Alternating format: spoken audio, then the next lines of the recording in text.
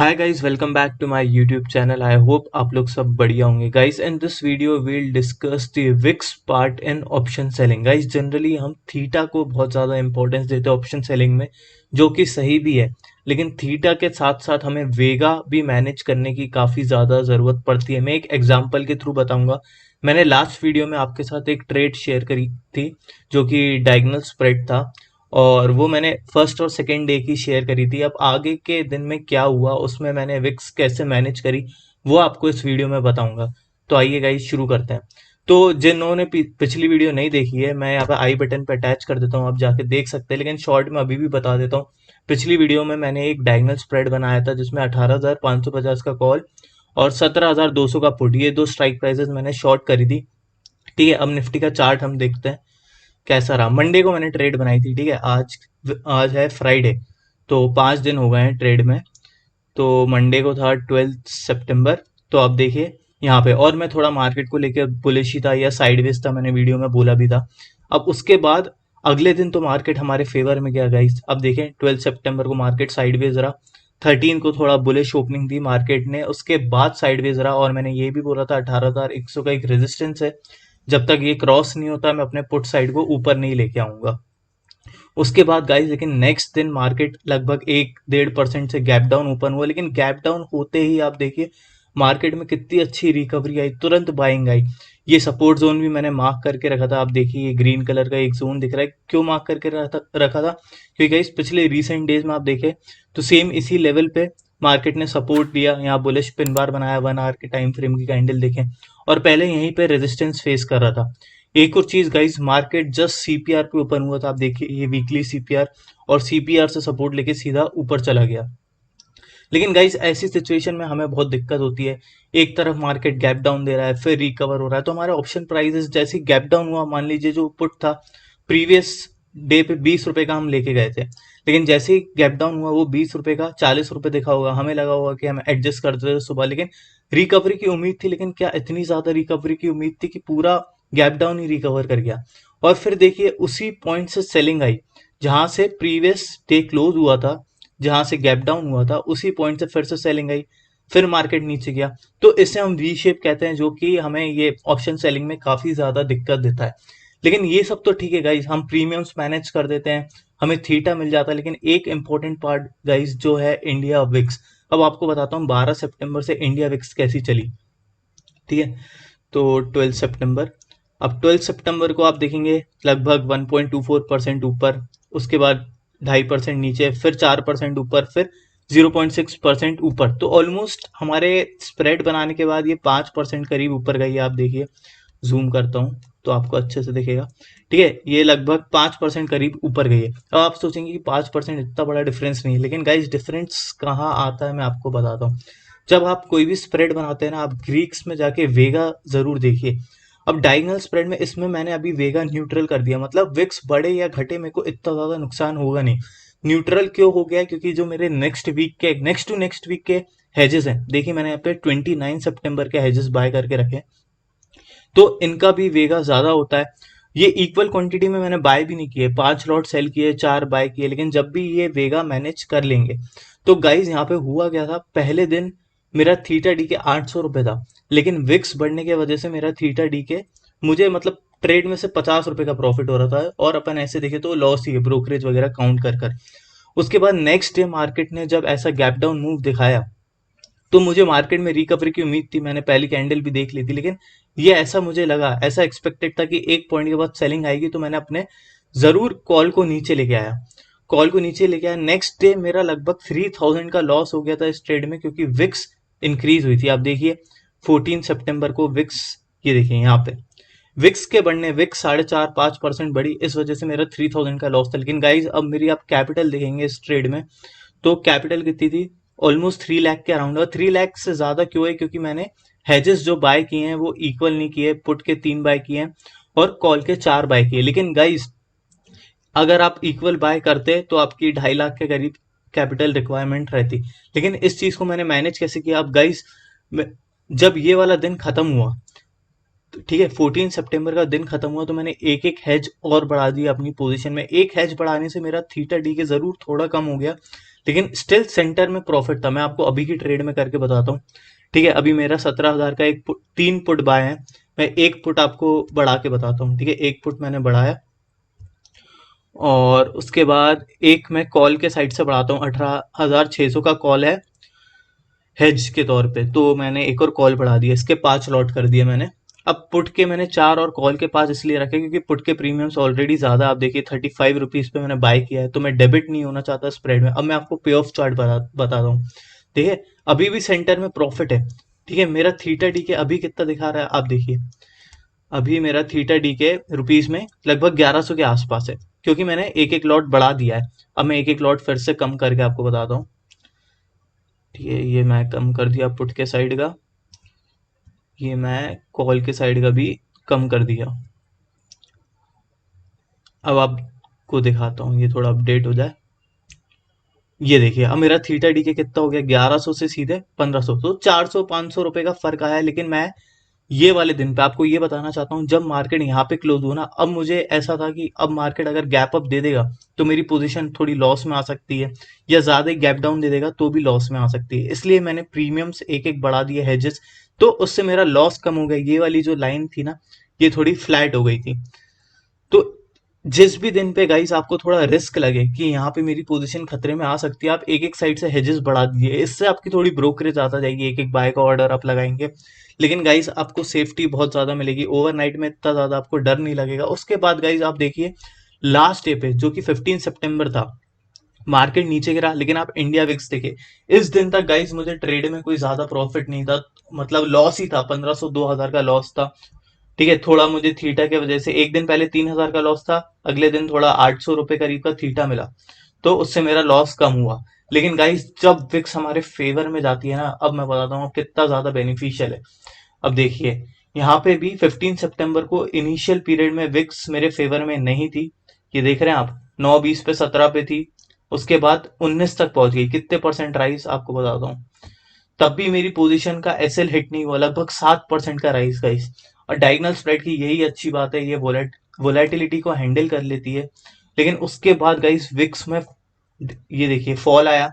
लगभग कितना फॉल आया, लगभग 3-3.5 बजे तक विक्स कंटिन्यूसली गिरती रही, 5% से विक्स गिरी। तो उसके बाद अब मेरी पोजीशन सीधे 2000 के लॉस से आप देख रहे हैं 2900 के प्रॉफिट में आ गई।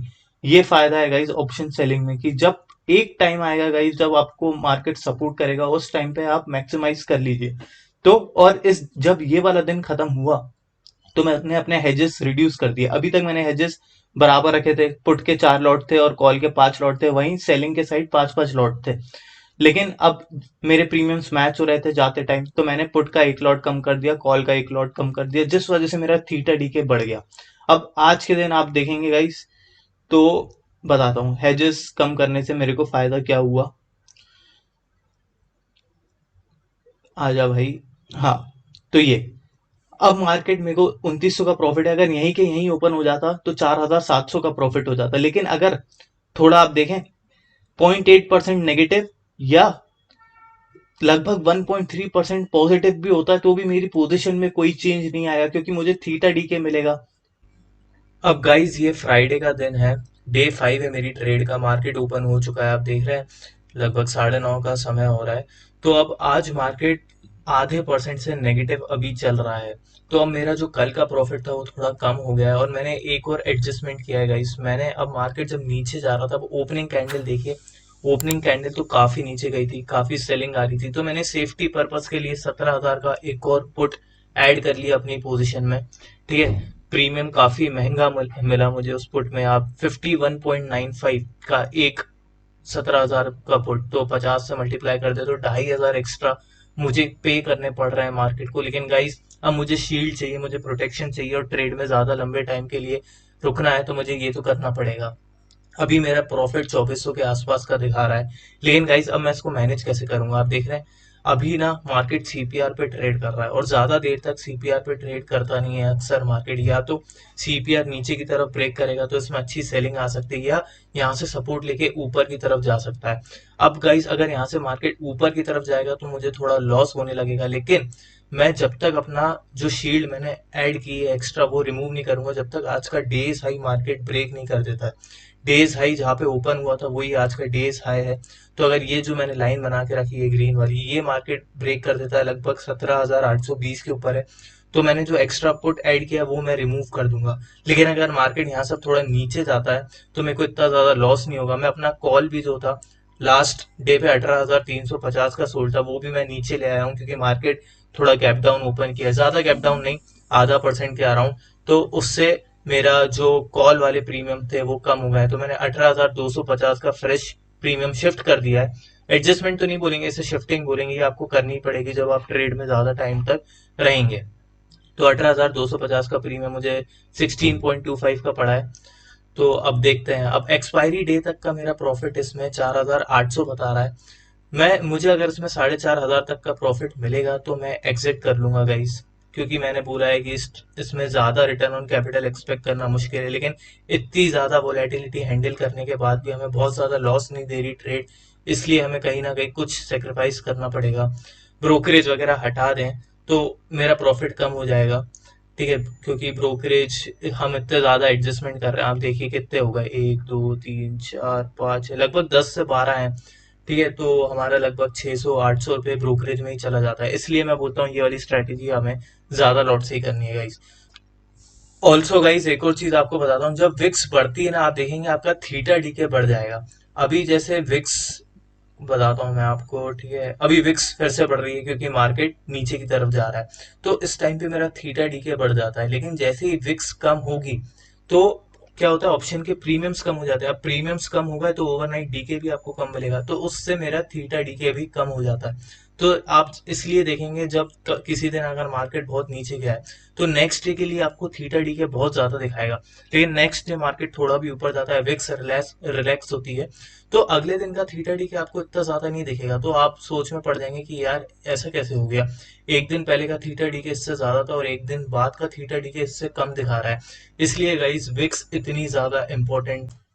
सो गाइस फ्राइडे का दिन बहुत ही चैलेंजिंग रहा हमारे स्ट्रैटेजी के लिए, और मुझे लगता है सारे नॉन डायरेक्शनल स्ट्रैटेजी वालों के लिए ये दिन बहुत चैलेंजिंग रहा होगा। आज मार्केट लगभग 2% गिरा, आप देखिए कंटिन्यूसली मार्केट गिरते ही रहा। एक बार आपको मेजर करके भी बताता हूँ पिछले डे के क्लोजिंग पॉइंट से, ये देखिए आप लगभग 2% का फॉल देख सकते हैं। और जो हमारा सपोर्ट जोन था यहाँ 17,800 का, मार्केट ने फर्स्ट कैंडल बनाई और लगा कि यहाँ से वो सपोर्ट ले सकता है। आप देखेंगे तो पहली कैंडल में मार्केट ने इसको ब्रेक करना चाहा, लेकिन क्लोजिंग उसके ऊपर हुई, लेकिन उसके बाद तुरंत अगली कैंडल में मार्केट ने इसको ब्रेक कर दिया। उसके बाद मार्केट रिट्रेस बैक करने आया, ये रेजिस्टेंस यहाँ पे सेम लेवल पे फेस किया और फिर देखिए मार्केट में क्या फॉल आया। उसके बाद गाइस मार्केट थोड़ा कंसोलिडेट हुआ, उसने अपना लो बनाया है यहाँ 17,650 के आसपास। ये वाली एक लाइन बनाता हूँ मैं यहाँ पे, और ये जब लेवल ब्रेक हुआ 1 बजे के आसपास तो एक्सपेक्टेड था अब थोड़ा और फॉल आ सकता है गाइस। तो अब ये फॉल की वजह से हुआ क्या कि जो इंडिया विक्स थी ना, एक पॉइंट पे 10% बढ़ गई थी। अब हमारी स्ट्रैटेजी थोड़ी इंडिया विक्स के लिए नेगेटिव थी, हम चाहते उसको पॉजिटिव बना सकते थे, हमें उसके लिए और हेजेस बाय करने पड़ते। तो मैंने थोड़े एडजस्टमेंट किए, लेकिन हमारा प्रॉफिट जो पूरा हमने इस ट्रेड में किया था, ऑलमोस्ट 1% था कैपिटल का, वो पूरा अभी चला गया है। हम ब्रेक इवन पे आ गए हैं, ब्रोकरेज मिलाएंगे तो थोड़ा सा लॉस और बढ़ जाएगा, लेकिन स्टिल हमारा एसएल हिट नहीं हुआ गाइस। अगर कोई आयरन कॉन्डोर होता इसकी जगह पे तो उसका बहुत पहले ही एसएल हिट हो जाता, विक्स बढ़ने की वजह से, प्रीमियम्स में डिफरेंस की वजह से। लेकिन यहाँ पे प्रीमियम्स में डिफरेंस तो आया, लेकिन हमारे जो हेजेस रहते हैं next to next week expiry के, वो हमें काफी ज्यादा सपोर्ट करते हैं, इसलिए हमारा एसएल हिट नहीं हुआ।